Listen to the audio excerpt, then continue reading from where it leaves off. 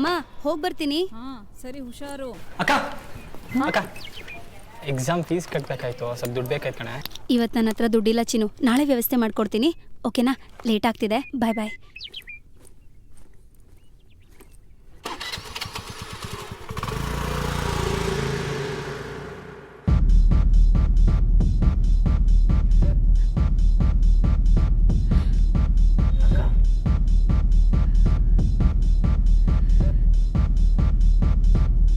ಏನು ಹೇಳ್ತಾ ಇದೆಯಾ ನೀನು? ಓಕೆ, ನೆಕ್ಸ್ಟ್ ವೀಕ್ ಪ್ಲ್ಯಾನ್ ಮಾಡೋಣ.